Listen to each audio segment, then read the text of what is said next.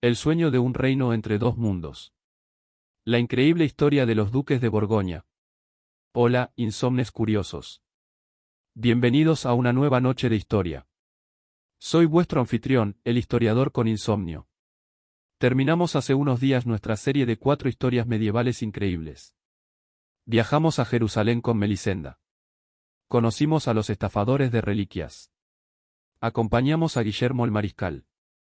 Y asistimos al juicio de Jacutín, la bruja absuelta. 4 noches. 4 viajes.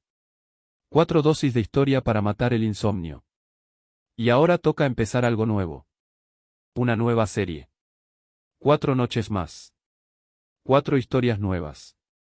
Pero esta vez, todas ellas ocurren en un periodo concreto, la Baja Edad Media. Los siglos XIV y XV. Una época de crisis, de guerras, de pestes, pero también de cambios profundos, de nuevas ideas, de personajes fascinantes. Esta es la primera de esas 4 historias. Y se titula, El sueño de un reino entre dos mundos. La increíble historia de los duques de Borgoña. Vamos a viajar al corazón de Europa. A una región que hoy conocemos como Borgoña, en el este de Francia, pero que entonces era mucho más. Era un conglomerado de territorios que se extendía desde los Países Bajos hasta las montañas del Jura. Un estado sin nombre fijo, sin capital fija, sin fronteras claras. Pero un estado poderoso. Un estado que estuvo a punto de convertirse en un reino. Un estado que, de haber sobrevivido, habría cambiado la historia de Europa para siempre. Esta es la historia de los duques de Borgoña. Empezamos. Para entender a los duques de Borgoña, tenemos que entender primero la Guerra de los 100 años. Ese conflicto interminable entre Francia e Inglaterra que duró desde 1337 hasta 1453. Una guerra dinástica, territorial, económica, que devastó Francia y empobreció Inglaterra. Una guerra que enfrentó a 2 reinos, pero también dividió a la nobleza francesa, creando bandos, traiciones, alianzas cambiantes. En medio de ese caos, los duques de Borgoña jugaron sus cartas con una habilidad asombrosa. Eran príncipes franceses, de la Casa Real de Valois. Pero gobernaban territorios que no eran Francia. Eran vasallos del rey de Francia por algunos de sus dominios, pero también eran príncipes independientes en otros. Y supieron aprovechar esa ambigüedad para construir un poder propio. El primero de los grandes duques fue Felipe el Atrevido. Era el hijo menor del rey Juan II de Francia. En 1363, su padre le concedió el ducado de Borgoña como un apanaje, una herencia para los hijos segundones. Felipe tenía 21 años y mucha ambición.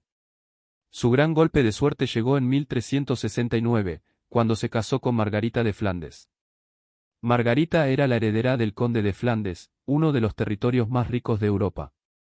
Flandes tenía ciudades prósperas, Gante, Brujas, Ypres, con una industria textil floreciente.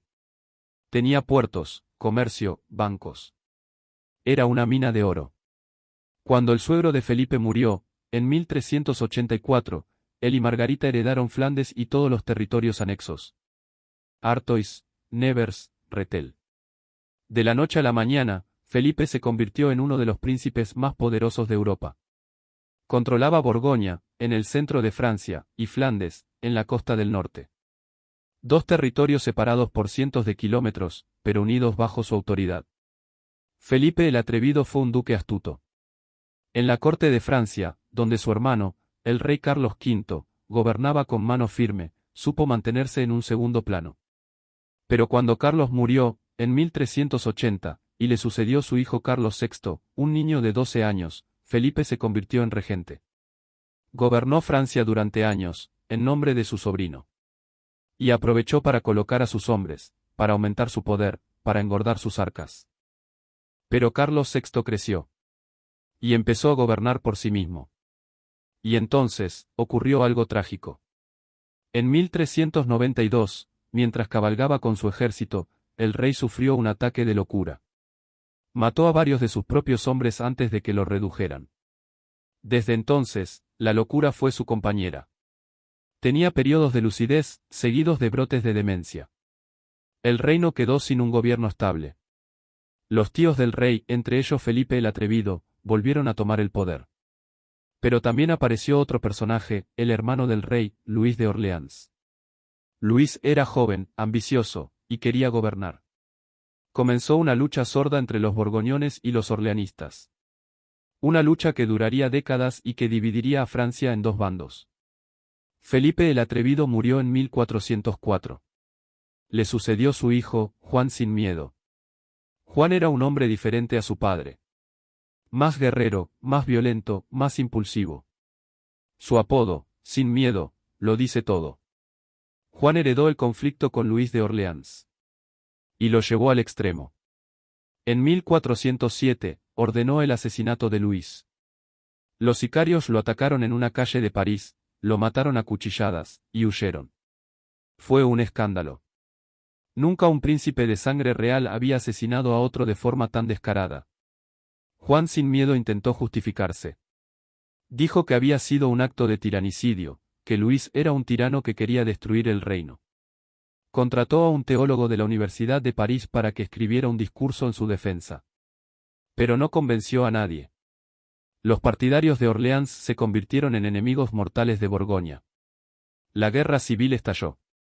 Los borgoñones contra los Armagnacs, que así se llamaban los seguidores de Orleans. Francia se partió en dos. Las ciudades tomaron partido. Las familias se dividieron. Y en medio de todo, la guerra de los 100 años seguía su curso. Los ingleses, aprovechando el caos, invadían de nuevo. Juan sin Miedo intentó negociar con los ingleses. Les ofreció alianzas. Pero también intentó acercarse a los Armagnacs. En 1419, se reunió con el delfín Carlos, el heredero al trono francés, en un puente cerca de Montereau. Iba a negociar la paz. Pero los hombres del delfín lo mataron. Lo acuchillaron allí mismo, en el puente, como había hecho él con Luis de Orleans 12 años antes. Fue un asesinato a sangre fría. El heredero de Francia había matado al duque de Borgoña. La brecha entre los dos bandos se hizo insalvable. El hijo de Juan, Felipe el Bueno, juró venganza. Se alió con los ingleses. Y juntos, borgoñones e ingleses, impusieron el Tratado de Troyes en 1420. El rey de Francia, Carlos VI, loco y débil, reconoció como heredero a Enrique V de Inglaterra, que se había casado con su hija. El delfín Carlos fue desheredado. Francia iba a ser inglesa. Pero entonces, apareció Juana de Arco. Una campesina de 17 años que decía escuchar voces de santos. Llegó ante el delfín, lo convenció de que la dejara luchar y levantó el sitio de Orleans. El delfín fue coronado rey en Reims como Carlos VII. La marea empezó a cambiar. Felipe el Bueno, el duque de Borgoña, observaba todo desde su posición. Era el hombre más poderoso de Francia, después del rey. Controlaba Borgoña, Flandes, Artois, y además había heredado Brabante, Holanda, Zelanda, Luxemburgo. Su territorio se extendía por lo que hoy son Bélgica, Holanda, Luxemburgo y el este de Francia. Era un estado enorme, rico, bien gobernado. Felipe el Bueno era un gran mecenas. Su corte en Bruselas, en Lille, en Dijon, era la más brillante de Europa. Protegía a los artistas, a los músicos, a los escritores. Los pintores flamencos, como Jan van Eyck, trabajaron para él. Los cronistas escribían la historia de su dinastía. Los orfebres creaban joyas y objetos de lujo. La corte borgoñona era un modelo de refinamiento y ostentación. En 1430, Felipe fundó la Orden del Toisón de Oro. Era una orden de caballería, como la jarretera inglesa o la estrella francesa. Pero era más exclusiva, más prestigiosa. Los caballeros del Toisón juraban lealtad al duque, no al rey. Llevaban un collar de oro con un vellocino colgando. Era un símbolo de poder, de unidad, de identidad borgoñona. Felipe el Bueno gobernó durante casi medio siglo, de 1419 a 1467. 50 años de paz relativa en sus territorios, mientras Francia e Inglaterra se destrozaban. 50 años de prosperidad económica, de desarrollo urbano, de florecimiento cultural. Las ciudades flamencas, Gante, Brujas, Amberes, se convirtieron en centros comerciales de primer orden. Los barcos llegaban de toda Europa. Los banqueros prestaban dinero a reyes y príncipes. Los artesanos tejían paños que se vendían en todo el continente. Felipe el Bueno tuvo muchos hijos, pero solo uno legítimo. Su hijo Carlos, nacido en 1433. Carlos fue educado para gobernar. Era inteligente, culto, pero también orgulloso, impaciente, violento. Lo llamaron Carlos el Temerario. Y el nombre le venía al pelo. Carlos creció viendo el poder de su padre, la riqueza de sus tierras, la debilidad de sus vecinos. Soñaba con algo más grande. Soñaba con convertir sus territorios en un reino.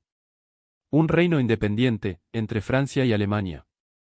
Un reino que se llamaría Borgoña, o Lotaringia, o como fuera.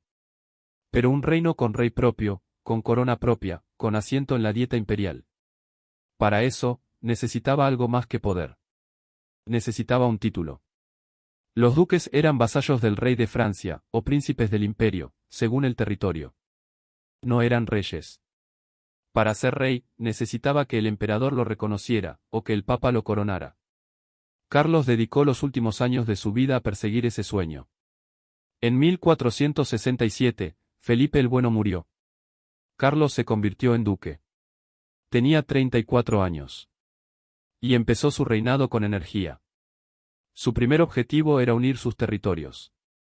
Tenía Borgoña, al sur, separada de Flandes por Lorena, un ducado independiente. Necesitaba Lorena para conectar sus tierras.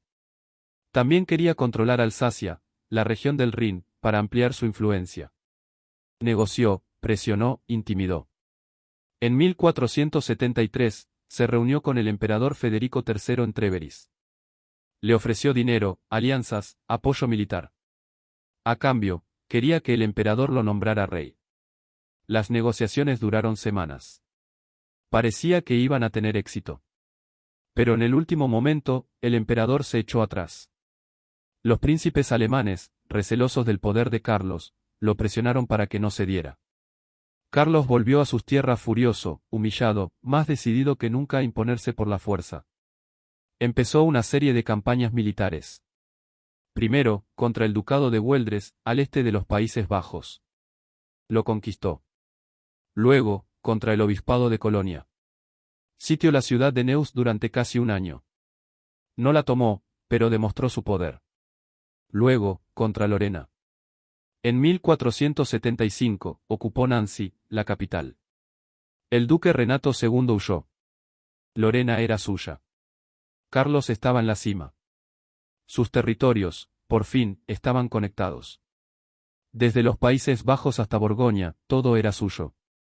Solo faltaba el título real. Y para conseguirlo, necesitaba neutralizar a sus enemigos. Sus enemigos eran muchos. El rey de Francia, Luis XI, era su principal rival. Luis era astuto, traicionero, paciente.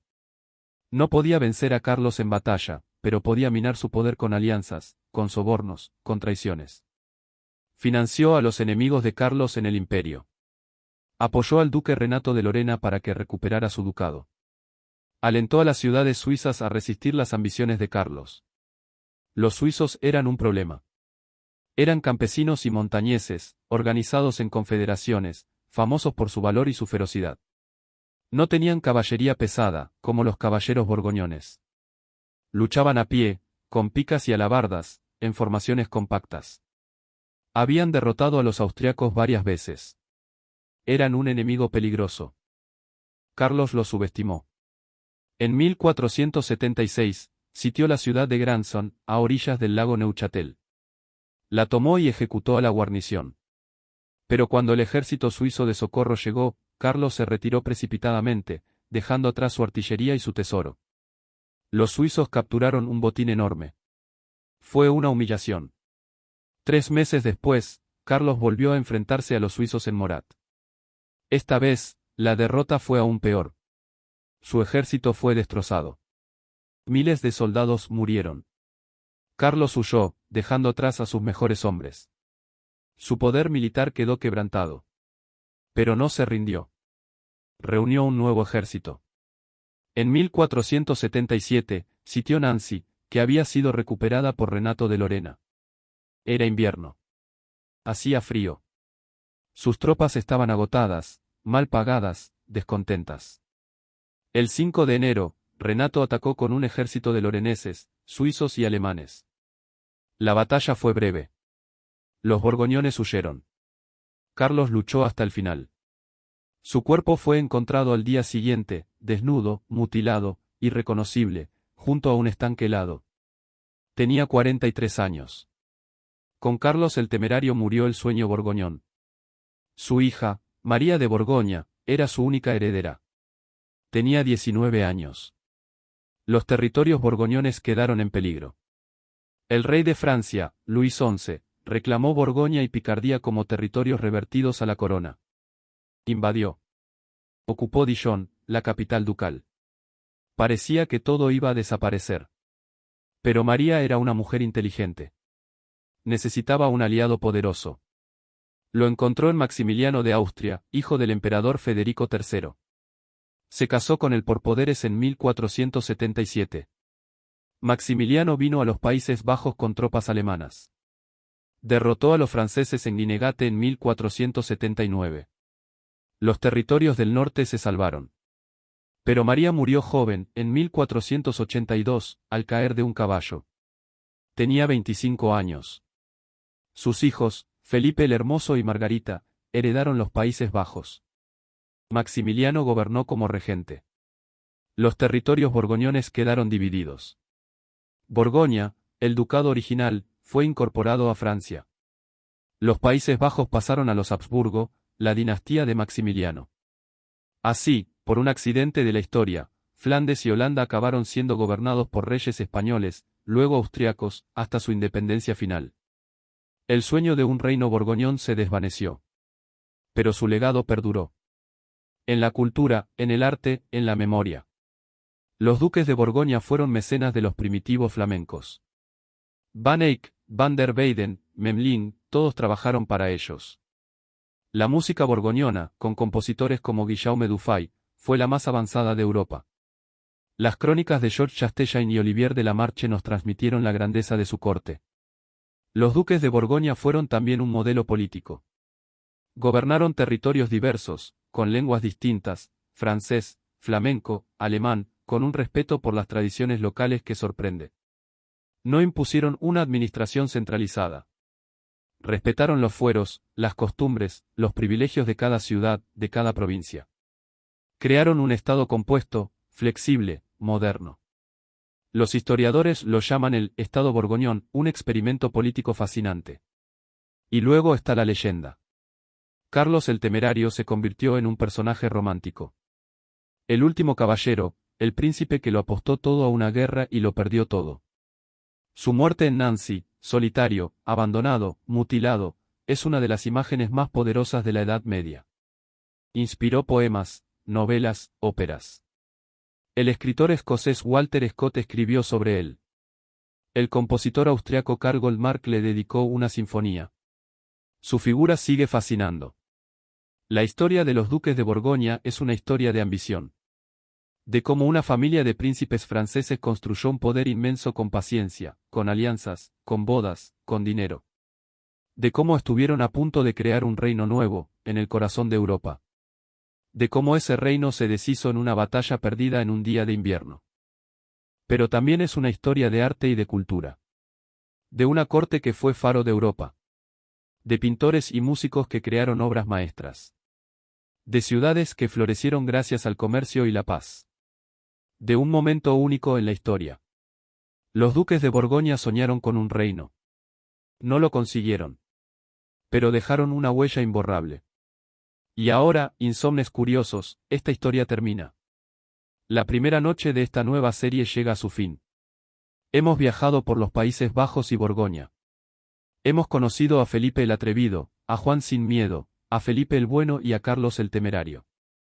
Hemos visto sus victorias y sus derrotas, sus ambiciones y sus fracasos. Hemos contemplado la grandeza y la caída de un estado que casi fue reino. Espero que hayáis disfrutado de esta historia. Que os haya acompañado en la noche. Que os ayude a dormir, o al menos, a pasar las horas de insomnio con buena compañía. La próxima noche, otra historia de la Baja Edad Media. La segunda parte. Los 10 días que cambiaron Europa. La peste negra y la revuelta de los campesinos. Una historia de muerte, de dolor, de rabia y de un mundo que nunca volvió a ser el mismo. Por ahora, insomnes curiosos, apagad la luz. Dadle al off. E intentad dormir. Buenas noches. Nos vemos en la próxima. Los 10 días que cambiaron Europa. La peste negra y la revuelta de los campesinos. Hola, insomnes curiosos. Bienvenidos a una nueva noche de historia. Soy vuestro anfitrión, el historiador con insomnio. Esto es la segunda parte de nuestra nueva serie de historias medievales, centrada en la Baja Edad Media. La noche pasada viajamos al corazón de Europa, a la corte de los duques de Borgoña. Conocimos a Felipe el Atrevido, a Juan sin Miedo, a Felipe el Bueno y a Carlos el Temerario. Vimos cómo una familia de príncipes franceses construyó un imperio casi sin ejércitos, solo con alianzas, bodas y dinero. Y vimos cómo ese imperio se desmoronó en una sola batalla. Esta noche vamos a cambiar de tercio. Vamos a dejar las cortes y los palacios. Vamos a entrar en las aldeas, en los campos, en las chozas de los campesinos. Vamos a hablar de la muerte. De la muerte que llegó sin avisar y se llevó a un tercio de Europa. Y vamos a hablar de la vida. De la vida que siguió, que resistió, que se rebeló. Esta noche viajamos al año 1348. La peste negra llega a Europa. Y con ella, el caos, el miedo, la desesperación. Pero también el cambio. Porque después de la peste, nada volvió a ser igual. Esta parte se titula, Los 10 días que cambiaron Europa. La peste negra y la revuelta de los campesinos. Empezamos. Para entender lo que ocurrió, tenemos que viajar primero a Oriente. A las estepas de Asia Central. Allí, entre las marmotas y las ratas, existía desde hacía siglos una bacteria. Una bacteria diminuta, invisible, mortal. La Yersinia pestis. La peste. Vivía en las pulgas. Las pulgas vivían en las ratas. Las ratas vivían cerca de los humanos. Y de vez en cuando, la bacteria saltaba a las personas. Provocaba bubones, fiebre, vómitos, muerte. Pero ocurría en lugares aislados, en pequeños brotes, sin extenderse demasiado. Hasta que algo cambió. Hasta que las ratas subieron a los barcos. Y los barcos zarparon hacia Occidente. En 1346, los mongoles sitiaban la ciudad de Kaffa, en Crimea, una colonia genovesa. Entre los sitiadores, la peste hacía estragos. Los mongoles, en un acto de guerra biológica primitiva, lanzaban los cadáveres de sus muertos por encima de las murallas. Los genoveses, asustados, huían en sus barcos. Y en esos barcos, viajaban las ratas. Y en las ratas, las pulgas. Y en las pulgas, la muerte.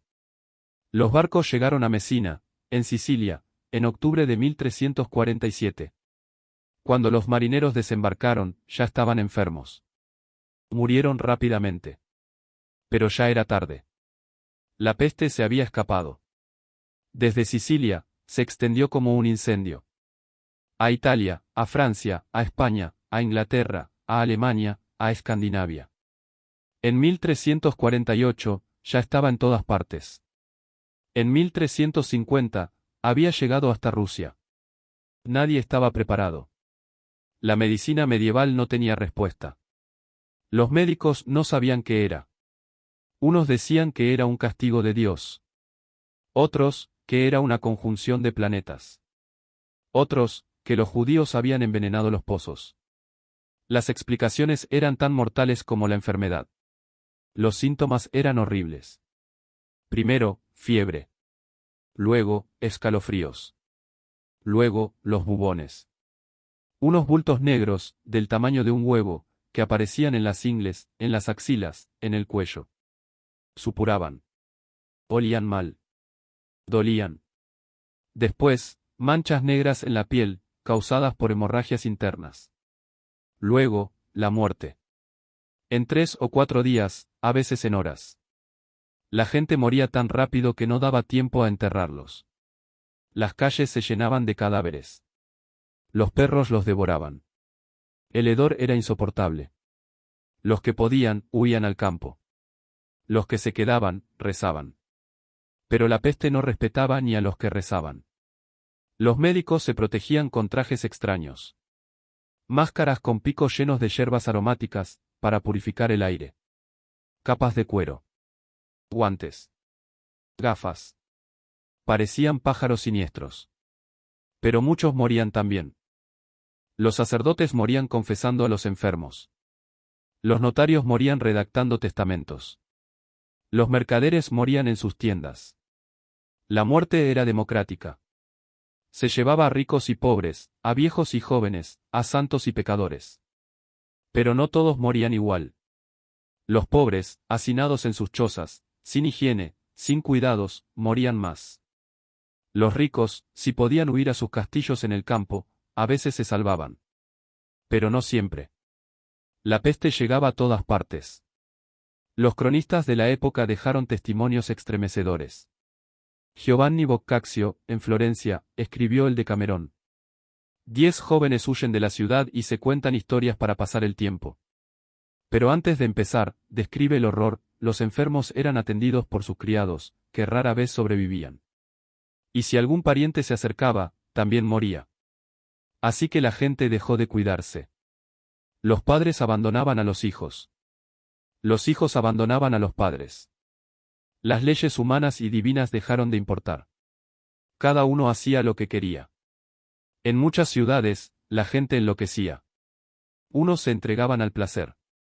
Bebían, bailaban, fornicaban. Ya que vamos a morir, vivamos. Otros se volvían ascetas. Se flagelaban. Recorrían las calles azotándose, pidiendo perdón a Dios. Eran los flagelantes. Iban de ciudad en ciudad, cantando himnos, sangrando. Al principio, la gente los admiraba. Luego, la iglesia los persiguió. Eran demasiado radicales. Y luego estaban los pogromos. La gente necesitaba un culpable. Y lo encontraron en los judíos. Decían que habían envenenado los pozos. Que se habían aliado con el diablo para matar cristianos. En cientos de ciudades, las comunidades judías fueron masacradas. En Estrasburgo, quemaron vivos a 2000 judíos. En Maguncia, a 6000. Los judíos eran asesinados, torturados, expulsados. Y cuando la peste pasaba, los supervivientes volvían a sus casas, pero ya no había judíos. La peste duró 5 años. 5 años de horror. Cuando terminó, entre 1348 y 1352, Europa había perdido entre un tercio y la mitad de su población. Las cifras son difíciles de precisar, pero los historiadores calculan que murieron entre 20 y 25 millones de personas, de una población total de unos 80 millones. Europa quedó desolada. Pueblos enteros desaparecieron. Campos sin cultivar. Talleres sin artesanos. Iglesias sin fieles. Castillos sin señores. La muerte había cegado una cosecha inmensa. Pero la muerte no solo trajo dolor. También trajo cambio. Porque cuando la gente empieza a escasear, los que quedan valen más. Los campesinos, los que habían sobrevivido, de repente se encontraron en una posición de fuerza. Los señores necesitaban brazos para trabajar la tierra. Había menos campesinos, así que podían exigir mejores condiciones. Salarios más altos. Menos obligaciones. Más libertad. Muchos campesinos abandonaron las tierras de sus antiguos señores y se fueron a otras donde pagaran mejor. Otros negociaron. Los señores, desesperados por mantener sus campos productivos, tuvieron que ceder. Por primera vez en siglos, los siervos empezaron a respirar. Pero los señores no estaban contentos. Ver a sus campesinos, a los que siempre habían tratado como propiedad, exigiendo derechos, era intolerable. Los nobles presionaron a los reyes. Los reyes, que también eran señores, escucharon. En Inglaterra, en 1351, el rey Eduardo III promulgó el Estatuto de los Trabajadores. Fijaba los salarios en los niveles anteriores a la peste. Prohibía a los campesinos cambiar de señor. Los que lo hicieran serían encarcelados. Era un intento de volver atrás. De ignorar la nueva realidad. Pero la nueva realidad era tosuda. Los campesinos no aceptaron. Seguían exigiendo. Seguían moviéndose. seguían desobedeciendo. La tensión creció durante décadas. Y en 1358, en Francia, estalló. Francia estaba en guerra con Inglaterra. Era la guerra de los 100 años. Los franceses perdían. Los ingleses habían derrotado al ejército francés en Crécy, en 1346. Los campesinos sufrían. Pagaban impuestos para la guerra. Veían a sus cosechas requisadas por los soldados. Veían a sus aldeas saqueadas por bandas de mercenarios. Estaban hartos. En mayo de 1358, en la región de Beauvais, al norte de París, un grupo de campesinos se levantó. Mataron a unos soldados. Luego a unos nobles. Luego a más. La revuelta se extendió como la pólvora. Era la gran Jacquerie. Los campesinos, llamados Jacques por los nobles, en tono despectivo, se convirtieron en un ejército. No tenían líderes. No tenían organización. Pero tenían rabia. Quemaron castillos. Mataron a sus señores.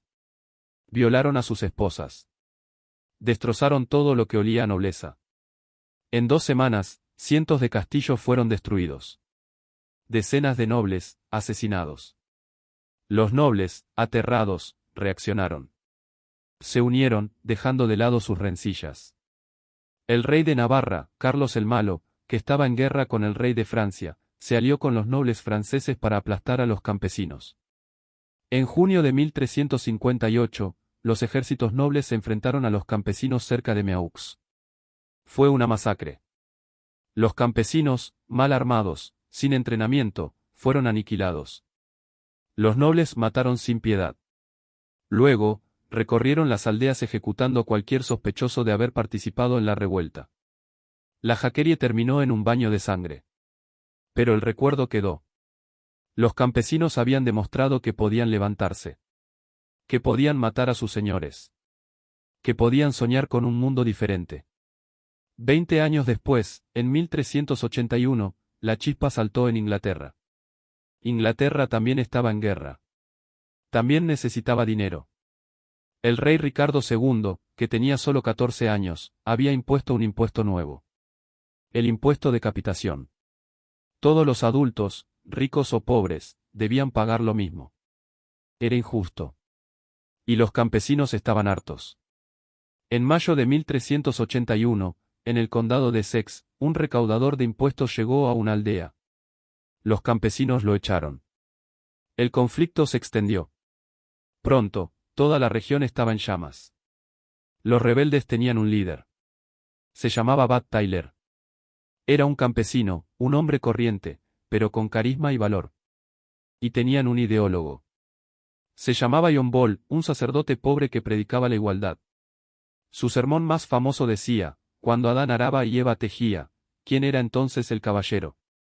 Quería decir que antes de que existieran los nobles, todos eran iguales. Que la desigualdad no venía de Dios, venía de los hombres. Los rebeldes marcharon hacia Londres. Por el camino, se les unieron miles de campesinos de otros condados. Entraron en la ciudad sin resistencia. Los pobres de Londres los recibieron con alegría. Abrieron las puertas. Les dieron comida. Los rebeldes tomaron la Torre de Londres. Capturaron al arzobispo de Canterbury, que era también el canciller del reino, y lo decapitaron. Quemaron el palacio del duque de Lancaster, el tío del rey, al que odiaban. Controlaban la ciudad.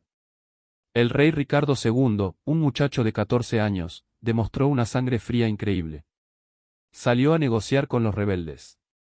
Se reunió con ellos en Mileen. Prometió atender sus demandas. Dijo que aboliría la servidumbre. Dijo que perdonaría a todos. Los rebeldes, confiados, empezaron a dispersarse.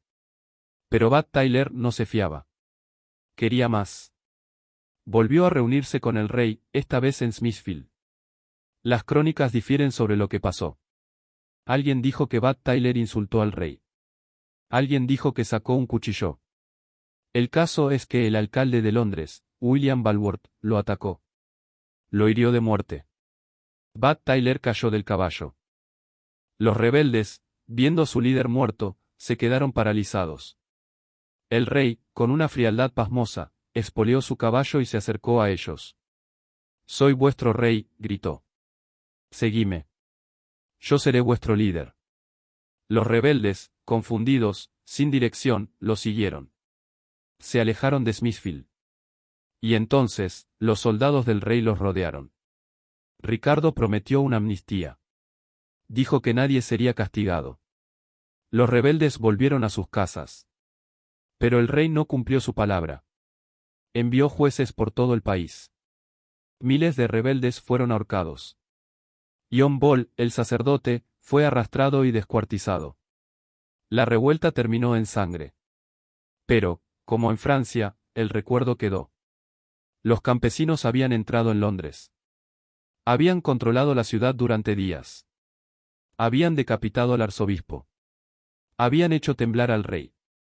Nunca más volverían a ser los mismos. La peste negra y las revueltas campesinas están conectadas.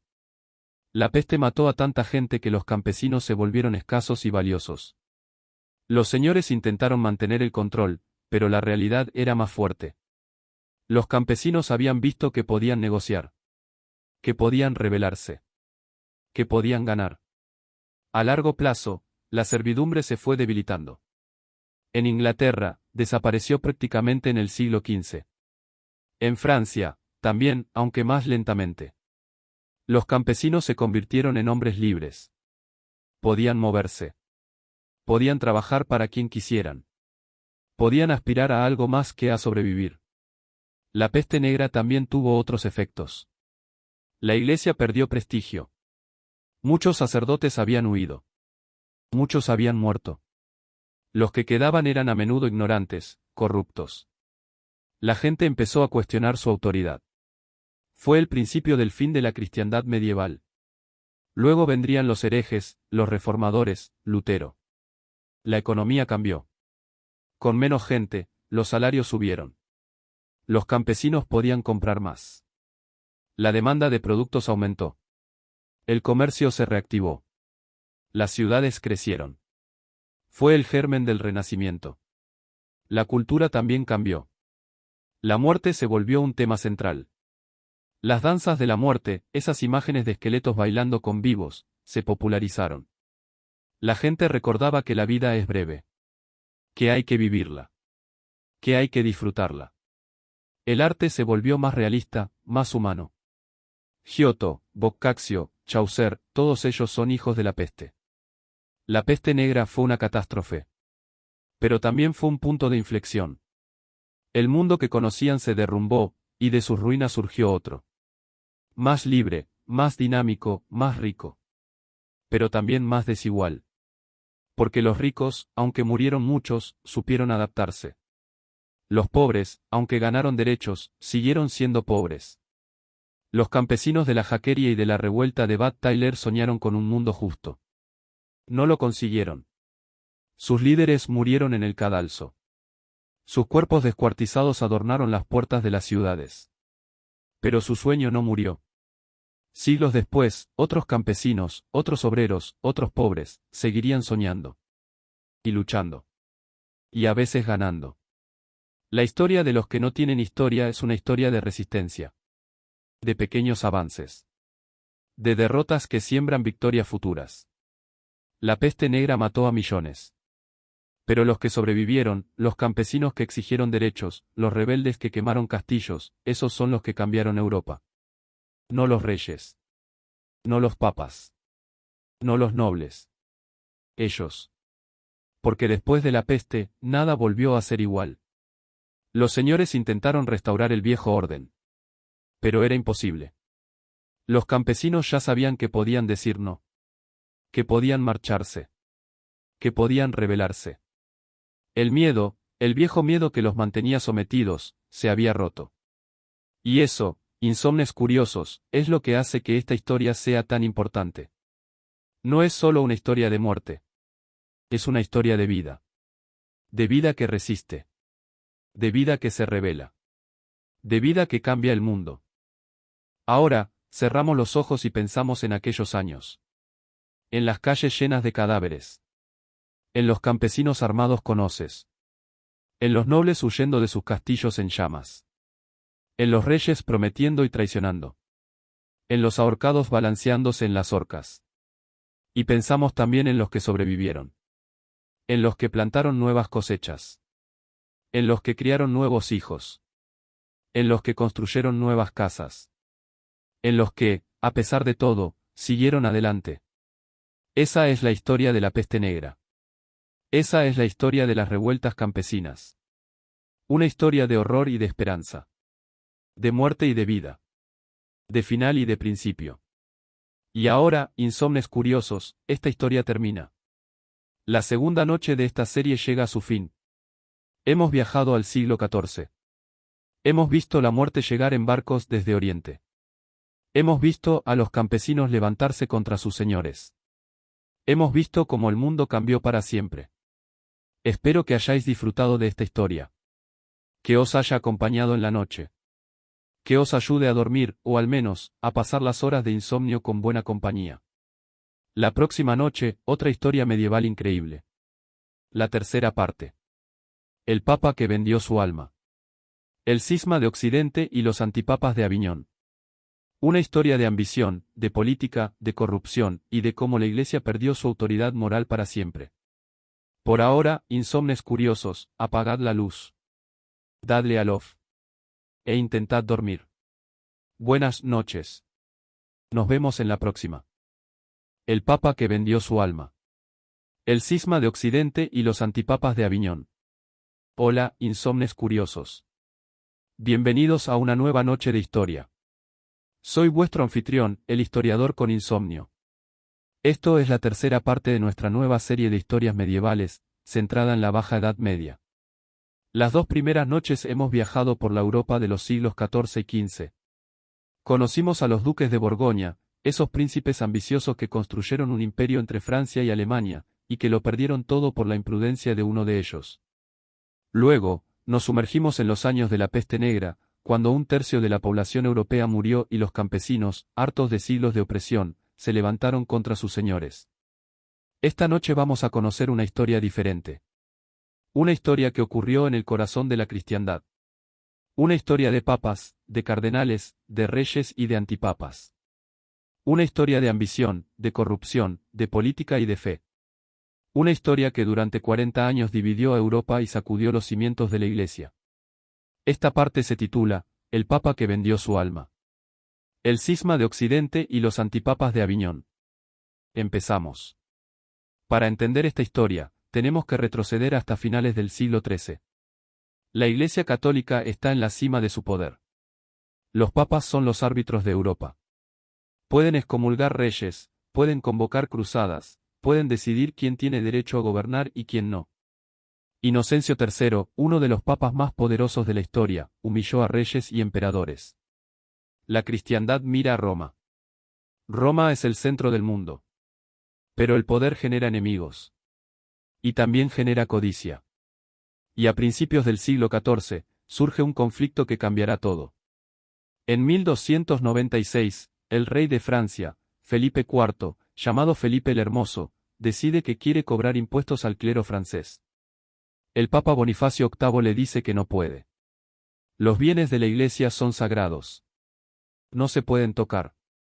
Felipe responde con orgullo, no, no se pueden tocar, pero los míos sí, y los tuyos también si los necesito. La tensión crece. Bonifacio, que es un hombre orgulloso y autoritario, publica una bula, una carta papal, llamada Unam Sanctam. En ella afirma que todo poder en la tierra, incluido el de los reyes, está sometido al poder del Papa. Que para salvarse, todo ser humano debe obedecer al romano pontífice. Felipe el Hermoso no se lo toma bien. Reúne a los estados generales, una asamblea de nobles, clérigos y burgueses, y consigue que lo apoyen contra el Papa. Luego, envía a su canciller, Guillermo de Nogaret, a Italia con una misión, arrestar al Papa y traerlo a Francia para juzgarlo. Nogaret es un hombre sin escrúpulos. En 1303, con la ayuda de la familia Colonna, enemiga de Bonifacio, asalta la residencia papal en Anagni. El Papa es capturado, insultado, maltratado. Según la leyenda, Nogaret le abofeteó con el guante de hierro. Es el famoso atentado de Anagni. Los habitantes de la ciudad liberan a Bonifacio, pero el papa, anciano y humillado, muere unas semanas después. El nuevo papa, Benedicto XI, dura poco. Muere envenenado, dicen. Y entonces, los cardenales, presionados por Felipe el Hermoso, eligen a un francés. Un arzobispo de Burdeos que toma el nombre de Clemente V. Clemente V no quiere ir a Roma. Roma es peligrosa, está dividida, las familias nobles se pelean por el control de la ciudad. Así que se queda en Francia. En 1309, se instala en Aviñón, una ciudad a orillas del Ródano, entonces parte del reino de Nápoles, pero rodeada de territorios franceses. Y allí se queda. Comienza el llamado cautiverio de Aviñón. 70 años en los que los papas viven en Francia, bajo la influencia de los reyes franceses. 7 papas, todos franceses, todos nombrando cardenales franceses, todos gobernando la Iglesia desde una ciudad que no es Roma. Aviñón se transforma. Los papas construyen un palacio enorme, el Palacio de los Papas, una fortaleza y un palacio a la vez.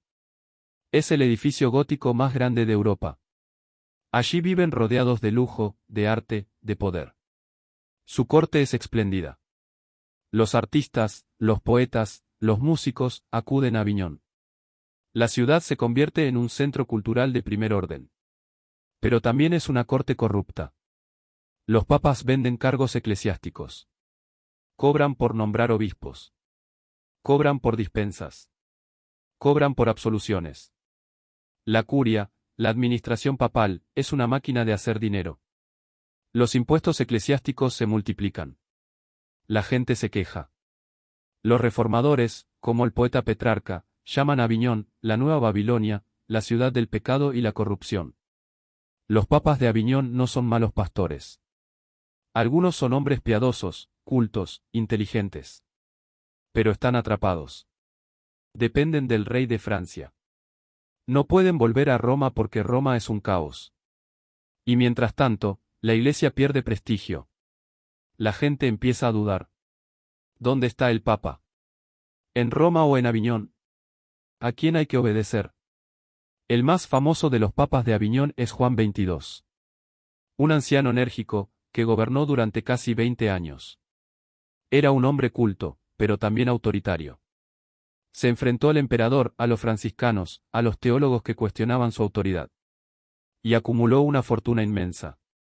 A su muerte, en 1334, dejó un tesoro de más de 18 millones de florines de oro. Una cantidad astronómica. El último papa de Aviñón es Gregorio XI. Un hombre piadoso que quiere volver a Roma. Santa Catalina de Siena, una mística y reformadora, le escribe cartas apasionadas, pidiéndole que regrese. Padre, vuelva a Roma, le dice. Vuelva a su sede legítima. Deje Aviñón, que es un lugar de pecado. Gregorio la escucha.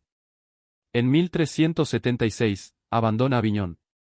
En 1377, entra en Roma. El cautiverio ha terminado.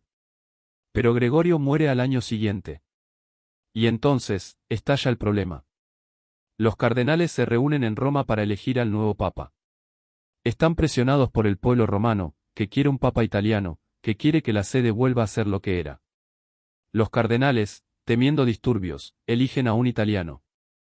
Bartolomeo Prignano, arzobispo de Bari, que toma el nombre de Urbano VI. Urbano VI es un hombre severo, autoritario, casi violento. Nada más ser elegido, empieza a reprender a los cardenales. Les dice que son corruptos, que viven en el lujo, que deben reformarse. Los cardenales, que esperaban un papa más manejable, se sienten ofendidos. Y algunos, los cardenales franceses, que son la mayoría, empiezan a conspirar. Se reúnen en secreto. Dicen que la elección de Urbano no fue válida. Que los cardenales votaron bajo presión del pueblo romano. Que hubo miedo, que hubo violencia. Declaran nula la elección. Y eligen a otro papa.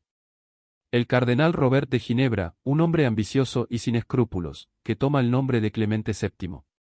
Ya tenemos 2 papas. Uno en Roma, Urbano VI. Otro en Aviñón, Clemente VII. Se excomulgan mutuamente. Cada uno dice ser el verdadero papa. Europa tiene que elegir. Francia, lógicamente, apoya a Clemente. También Escocia, aliada de Francia. España, dividida, Castilla y Aragón apoyan a Clemente, Portugal, a Urbano. Inglaterra, enemiga de Francia, apoya a Urbano. El Sacro Imperio, dividido, los príncipes alemanes apoyan a Urbano, los Países Bajos, a Clemente. Italia, dividida, el norte apoya a Urbano, el sur, a Clemente. Es el cisma de Occidente. Un cisma, una división, que durará 40 años. 40 años con 2 papas, y a veces 3, gobernando la Iglesia al mismo tiempo. Urbano VI gobierna en Roma. Pero es un hombre violento, paranoico. Acusa a varios cardenales de conspirar contra él. Los hace arrestar, torturar, ejecutar. Su comportamiento es tan errático que algunos de sus propios partidarios empiezan a dudar. Pero él sigue, aferrado al poder, hasta que muere en 1389, probablemente envenenado. Le sucede Bonifacio IX. Un hombre más político, más hábil. Gobierna durante 15 años, consolidando el papado romano. Pero el cisma sigue. En Aviñón, Clemente VII muere en 1394. Los cardenales aviñoneses eligen a otro papa, Benedicto XIII. Un hombre culto, inteligente, pero terco. Benedicto cree firmemente que él es el verdadero papa. No negocia. No cede. El cisma se enquista. La situación es insostenible. Los fieles no saben a quién obedecer. Los obispos no saben quién es su legítimo superior. Los monasterios se dividen. Las universidades discuten. Los reyes dudan. La cristiandad está rota. Y entonces, surge una idea. ¿Por qué no reunir un concilio? Un concilio, una asamblea de todos los obispos, que pueda decidir quién es el verdadero papa. O mejor aún, que pueda deponer a los dos y elegir a uno nuevo. La idea es revolucionaria. Porque, según la tradición, el papa está por encima de todos. Nadie puede juzgarlo. Nadie puede deponerlo. Pero si hay 2 papas, ¿quién decide cuál es el verdadero? Alguien tiene que decidir. Y ese alguien puede ser un concilio. En 1409, los cardenales de ambos bandos, hartos ya del cisma, convocan un concilio en Pisa. Acuden obispos de toda Europa.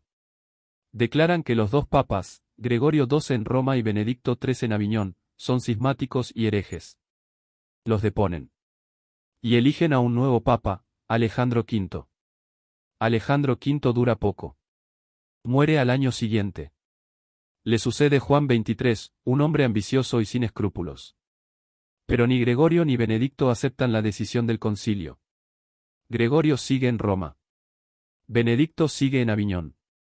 Y ahora tenemos 3 papas. Juan en Pisa, Gregorio en Roma, Benedicto en Aviñón. Cada uno con sus seguidores, cada uno con sus ejércitos, cada uno excomulgando a los otros 2. El caos es total. Los reyes de Europa están hartos. El emperador Segismundo presiona para que se convoque un nuevo concilio. Un concilio que de verdad tenga autoridad. Un concilio que ponga fin a esta locura. En 1414, se abre el concilio de Constanza. Una ciudad alemana a orillas del lago Constanza. Es el concilio más grande de la Edad Media. Acuden obispos, teólogos, embajadores de toda Europa. Y también acuden los 3 papas, o sus representantes. El concilio debate durante años. Se discute sobre la reforma de la Iglesia, sobre la herejía, sobre el cisma. Pero lo principal es acabar con los 3 papas. Juan XXIII, el papa de Pisa, llega a Constanza esperando ser confirmado. Pero el concilio le pide que renuncie. Él promete que lo hará, pero luego huye disfrazado. El concilio lo declara rebelde y lo depone. Gregorio XII, el papa de Roma, es más hábil. Envía a sus representantes y les ordena que renuncien en su nombre. Renuncia formalmente. Es un gesto noble que le granjea simpatías. Muere años después, como cardenal, respetado por todos. Benedicto XIII, el papa de Aviñón, se niega a renunciar. Está en Peñíscola, en la costa de Valencia, protegido por el rey de Aragón. Desde allí, se declara el único papa verdadero. El concilio lo declara depuesto. Pero él no acepta.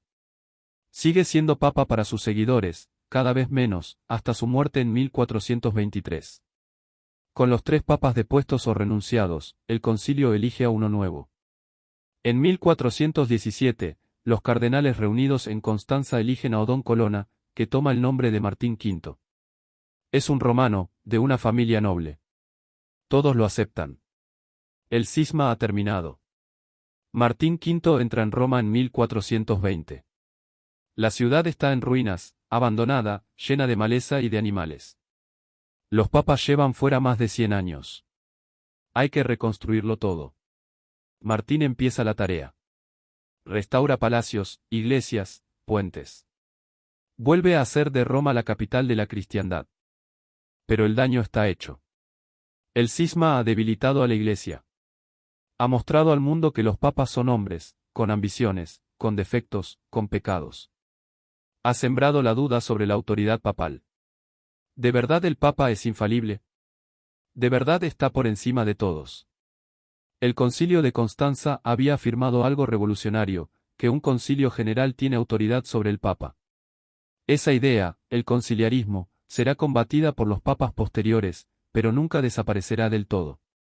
El cisma también ha enriquecido a algunos y empobrecido a otros. Los papas de Aviñón, con su corte lujosa, con su venta de cargos, con sus impuestos, han creado una imagen de la Iglesia como institución corrupta. Los reformadores, como John Wycliffe en Inglaterra o Jan Hus en Bohemia, aprovecharán esa imagen para criticar a la Iglesia. Wycliffe traduce la Biblia al inglés, predica que la Iglesia debe ser pobre, que el Papa no es necesario. Hus sigue sus pasos en Praga. Será condenado en Constanza y quemado vivo en 1415, pero sus ideas no morirán. Preparan el camino para la Reforma protestante, que estallará un siglo después. El cisma de Occidente es, pues, un punto de inflexión. Es el momento en que la Iglesia medieval, la Iglesia que había dominado Europa durante siglos, empieza a tambalearse. Aún le quedan años de gloria, aún verá papas como Julio II o León X, que llenarán Roma de arte y de poder. Pero la semilla de la duda está plantada. Y cuando Lutero clame sus tesis en 1517, muchos estarán dispuestos a escuchar. Pero la historia del cisma no termina del todo en 1417. Porque Benedicto XIII, el Papa de Peñíscola, no se rindió.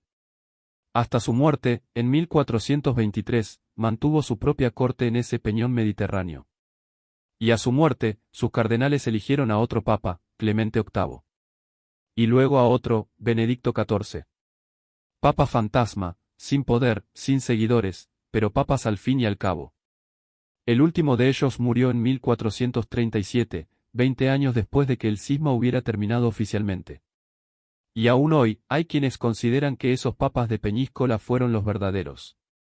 Son los papas de la llamada obediencia de Aviñón, una línea que algunos tradicionalistas mantienen viva. En Internet, en foros de historia, en grupos de entusiastas, se discute si Benedicto XIII fue el último papa legítimo antes de que la Iglesia cayera en la herejía. Son rarezas, claro. Pero demuestran que el cisma dejó heridas que aún no han cerrado del todo. La ciudad de Aviñón, mientras tanto, conserva su memoria. El Palacio de los Papas sigue en pie, enorme, imponente, vacío. Es el monumento más visitado de la ciudad. Los turcios pasean por sus salas, por sus capillas, por sus torres. Imaginan la corte papal, los cardenales, los artistas, los sirvientes. Se preguntan cómo sería la vida allí, en esa fortaleza de lujo y poder, mientras Europa se desangraba en guerras y pestes. Los papas de Aviñón, los que vendieron su alma al poder y al dinero, ya no están. Pero su legado sigue vivo. Un legado de contradicciones. De grandeza y de corrupción. De fe y de ambición. De arte y de pecado.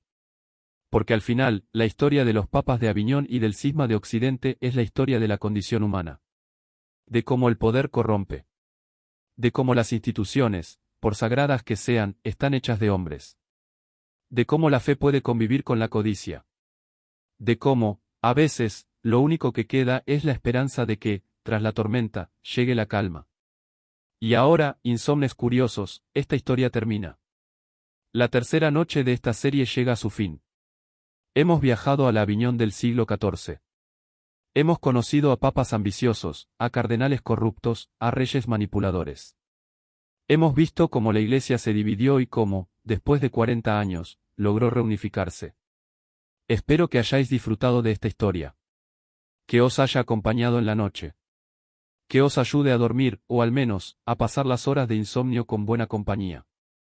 La próxima noche, la última de esta serie, otra historia medieval increíble.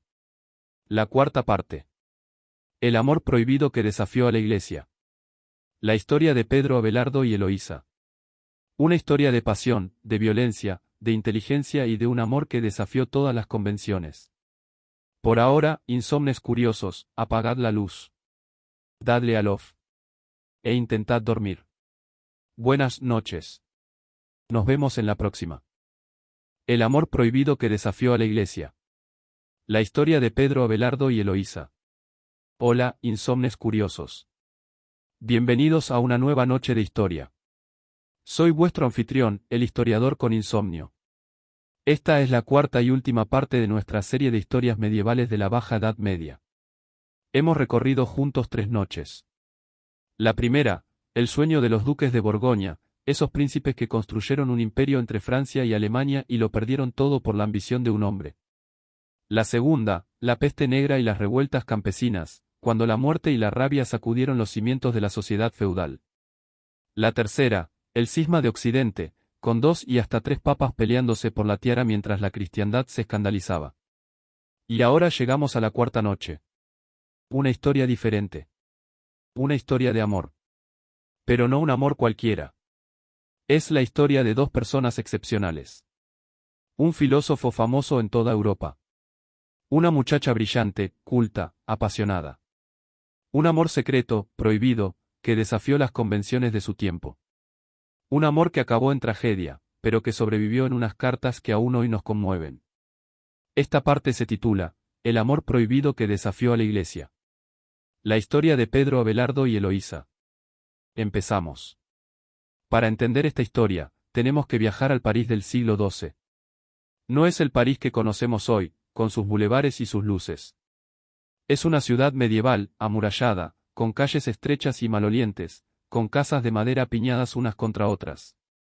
Pero también es una ciudad que empieza a ser el centro intelectual de Europa. En la orilla izquierda del Sena, en el barrio latino, se están formando las primeras escuelas que luego darán lugar a la Universidad de París. Jóvenes de toda Europa llegan para estudiar, para discutir, para aprender. Y entre todos esos jóvenes, hay una figura que destaca. Un hombre que no es joven, pero que tiene una energía arrolladora. Se llama Pedro Abelardo. Es bretón, de una pequeña aldea cerca de Nantes. Nació en 1079, en el seno de una familia noble.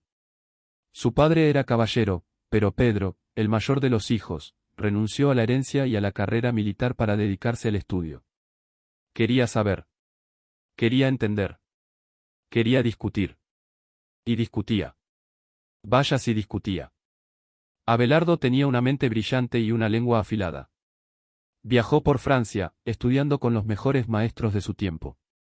Pero siempre acababa enfrentándose a ellos.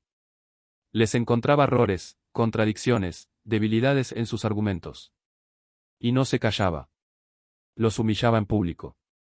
Se ganó enemigos, pero también admiradores. A los 20 años, llegó a París. Su maestro era Guillermo de Champeaux, el filósofo más famoso de la ciudad. Abelardo lo escuchó, aprendió, y pronto empezó a refutarlo. Guillermo, humillado, intentó desacreditarlo. Pero Abelardo abrió su propia escuela, primero en Melun, luego en Corbeil, cada vez más cerca de París. Los estudiantes lo seguían. Su fama crecía. En 1113, Abelardo regresó a París. Guillermo de Champeaux se había retirado. La cátedra principal estaba vacante. Abelardo la ocupó. Era el maestro de lógica más famoso de Europa. Tenía unos 35 años. Era brillante, arrogante, famoso. Y entonces, conoció a Eloísa. Eloísa tenía unos 17 años. Era sobrina de Fulberto, un canónigo de la Catedral de Notre Dame. Su tío, orgulloso de su inteligencia, le había dado una educación excepcional. En una época donde la mayoría de las mujeres no sabían leer, Eloísa dominaba el latín, conocía a los autores clásicos, discutía de filosofía y teología. Era, según todos los testimonios, bellísima.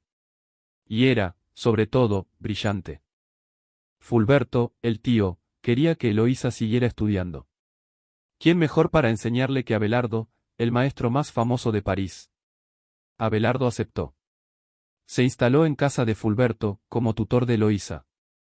Y allí, en esas habitaciones, entre lecciones de lógica y comentarios de textos, nació el amor. Abelardo lo cuenta en su autobiografía, La historia de mis calamidades. Dice, bajo el pretexto de estudiar, nos entregamos por completo al amor. Las lecciones nos brindaban las ocasiones secretas que nuestro deseo anhelaba. Los libros estaban abiertos, pero aprendíamos más de besos que de palabras. Las manos se buscaban más a menudo que los textos. El amor reflejaba nuestros ojos más que la lectura. Era un amor secreto. Peligroso. El tío Fulberto no podía enterarse. Pero los criados se dieron cuenta. Los vecinos murmuraron.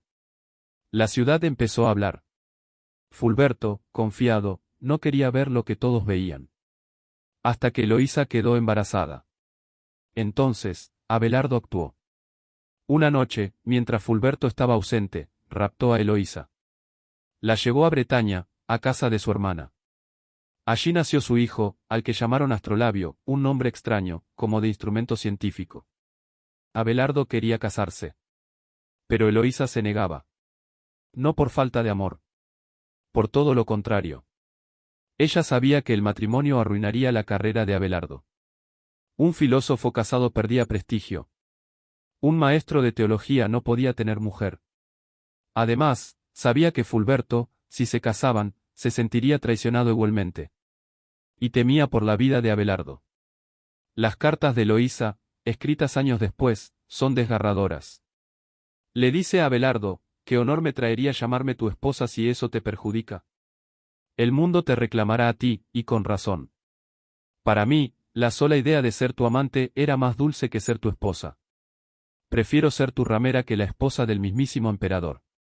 Pero Abelardo insistió. Quería casarse, aunque fuera en secreto. Pactaron una boda a escondidas. Fulberto, engañado, aceptó. Se casaron en París, con unos pocos testigos.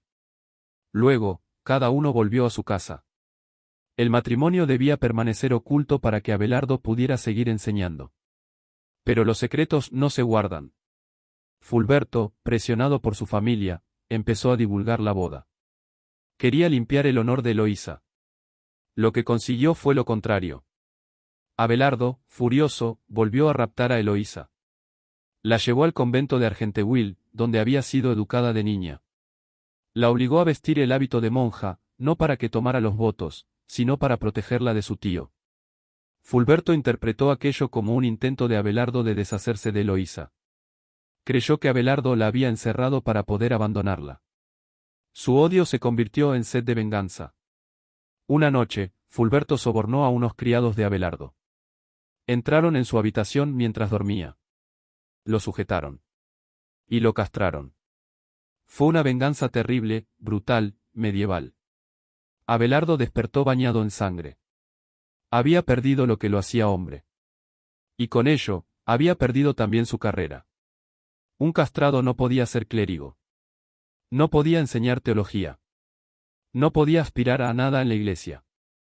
Los criados fueron capturados y castigados. A Fulberto le confiscaron sus bienes, pero no fue ejecutado. La justicia era así. Abelardo, el filósofo famoso, el orgulloso, el arrogante, quedó reducido a nada.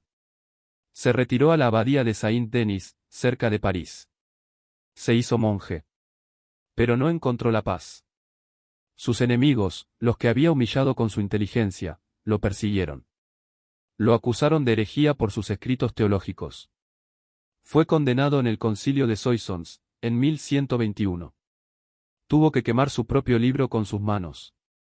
Fue humillado otra vez. Mientras tanto, Eloísa, en Argenteuil, había tomado los votos. Se hizo monja de verdad. Llegó a ser priora del convento.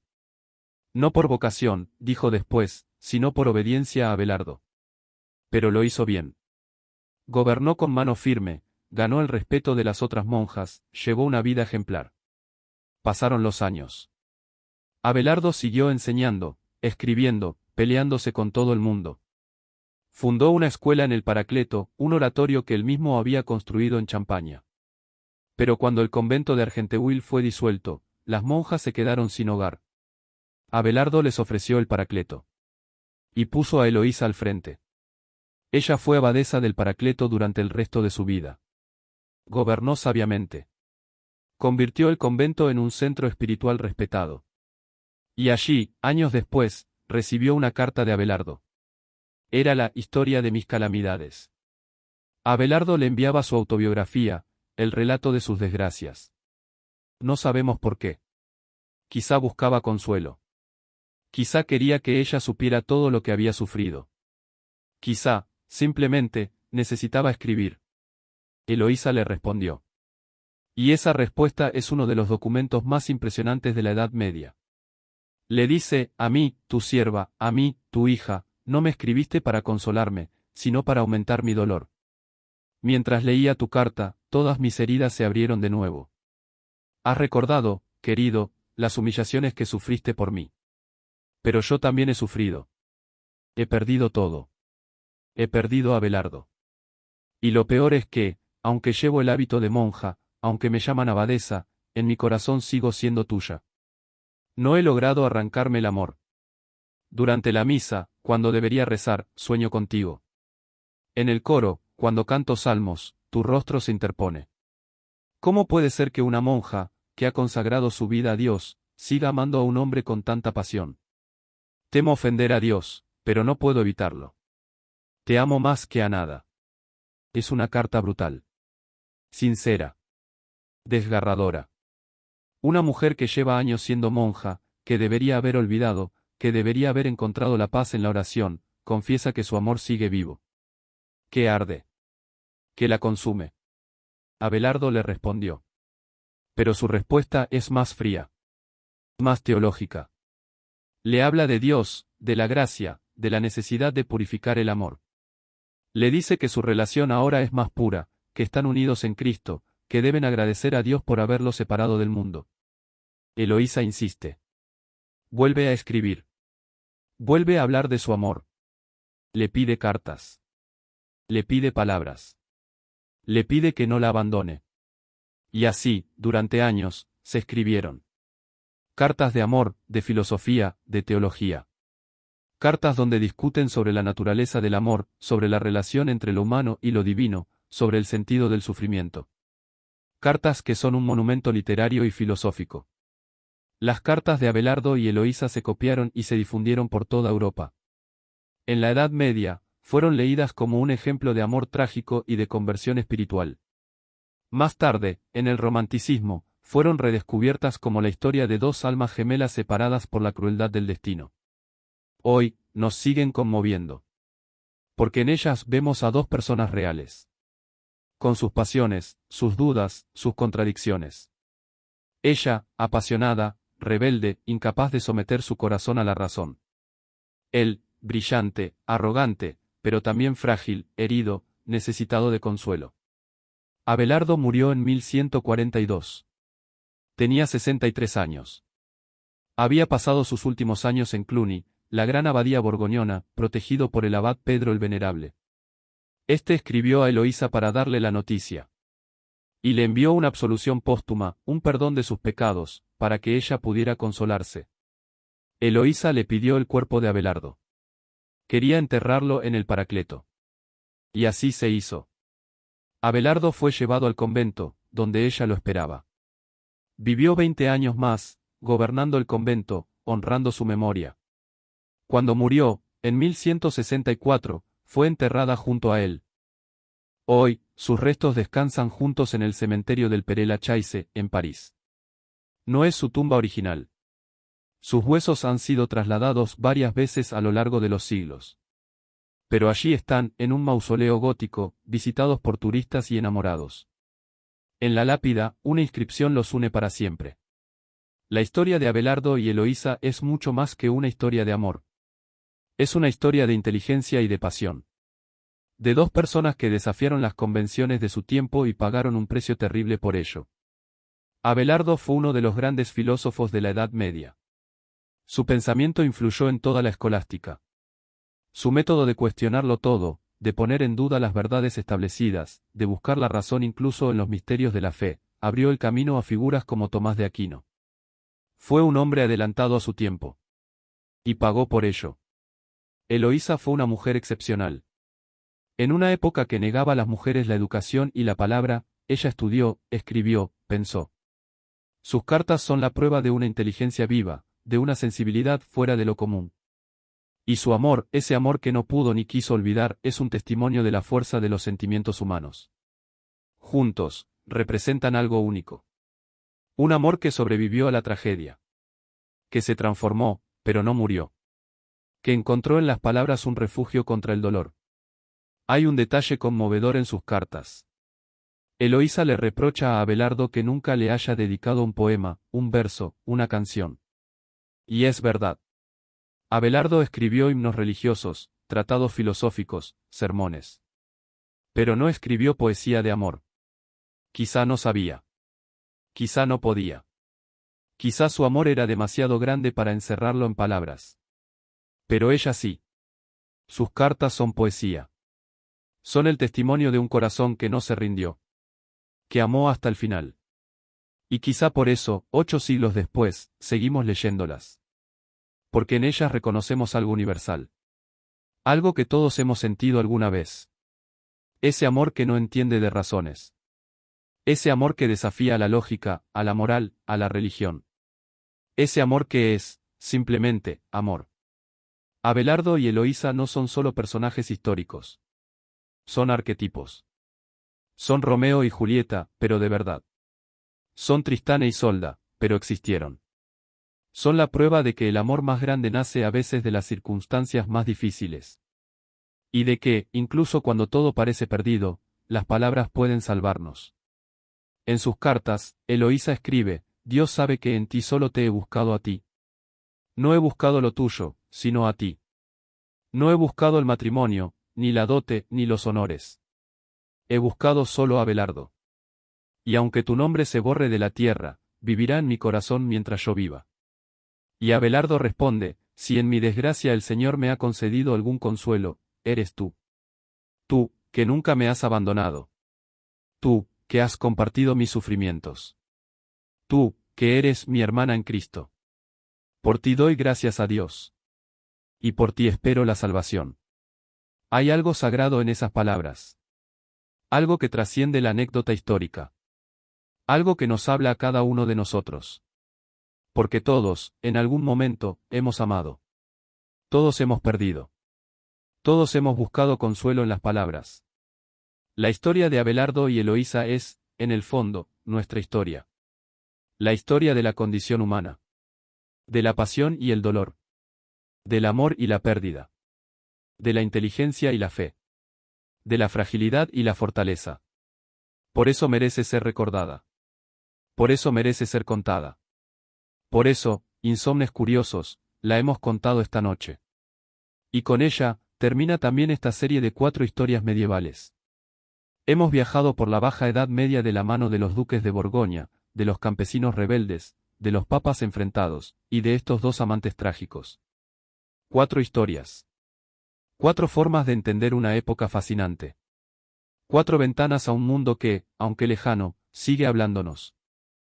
Espero que hayáis disfrutado de estas 4 noches. Que hayáis aprendido algo. Que hayáis pasado las horas de insomnio en buena compañía. Ahora, toca descansar. Apagad la luz. Dadle al off. E intentad dormir. Que los sueños sean tranquilos. Que el amor os acompañe. Que la historia no os pese demasiado. Buenas noches, insomnes. Nos vemos en la próxima serie.